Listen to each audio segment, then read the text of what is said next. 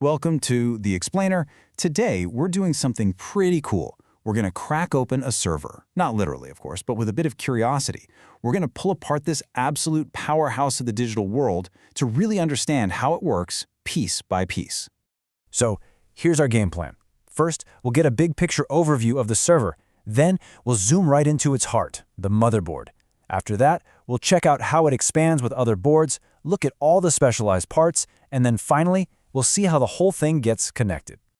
Okay, let's just dive right in. What you're looking at here is basically an exploded view of a server. I know, it looks like a crazy complex puzzle, right? Well, by the end of this, you're going to know exactly what each of these pieces is, where it goes, and what it does. But before we can get to the big name components like the motherboard, we really need to understand the foundation that they're all built on. So let's start with the most basic, fundamental element of pretty much any piece of server hardware. You know, it all starts with this, the printed circuit board, or PCB. The best way to think of it is like a blank canvas. It's just a bare board, usually green, with these tiny copper lines, like little highways, etched onto it. It's the framework for everything else. And this, right here, perfectly shows that transformation. On the left, you've got the bare PCB, our empty house, just the wiring. And then on the right, bam, it's a PCBA, a PCB assembly. It's been populated with all the chips and doodads that actually give it a purpose. So, to really nail this down, a PCB is just the blueprint, right? It's the raw potential. But a PCBA, that's the finished product. It's a complete, functional circuit that's ready to do a specific job, whether that's something super simple or incredibly complex. Okay, so now let's see how these PCBAs actually come together. And we're going to start with the most important one in the entire server, the motherboard. It's not just a board. It really is the heart of the whole machine. You can think of it as the central nervous system. Its job is to make sure everything from the super powerful CPUs to all that memory can talk to each other and work together perfectly.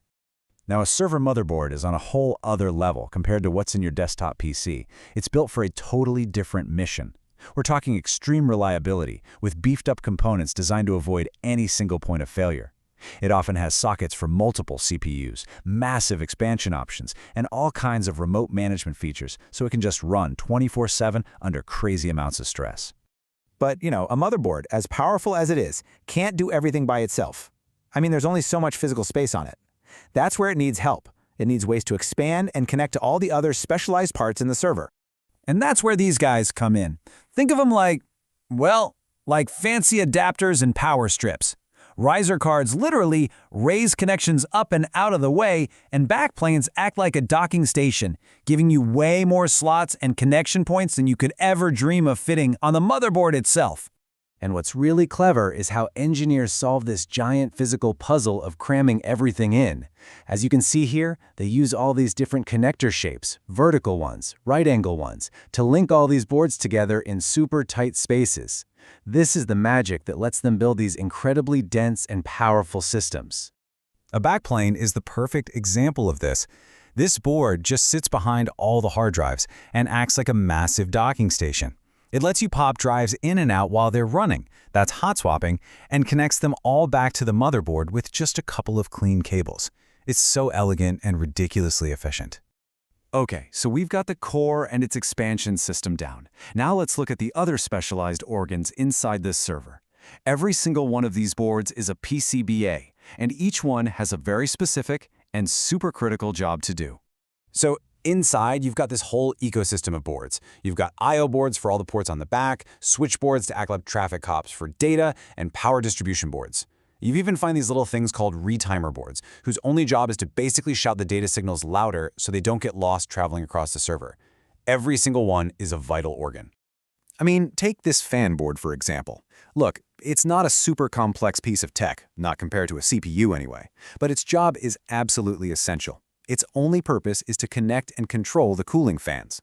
Without this little guy, the whole high-performance system would just cook itself to death in minutes.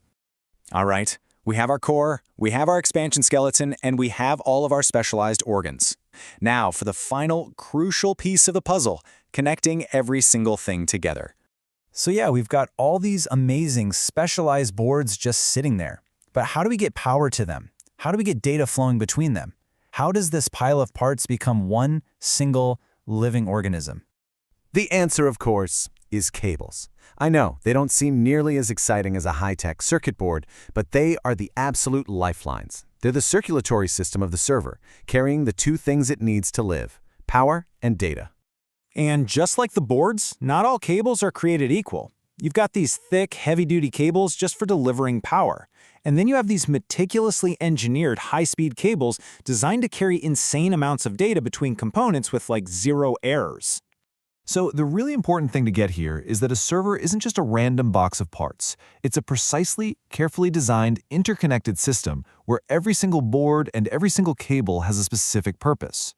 They all have to work together perfectly to get maximum performance and reliability. And that brings us right back to where we started. But now, when you look at this image, it's not just a puzzle anymore, is it? You can see the motherboard, the fan board, the backplane, and you can actually imagine that web of cables connecting everything into one powerful, unified machine.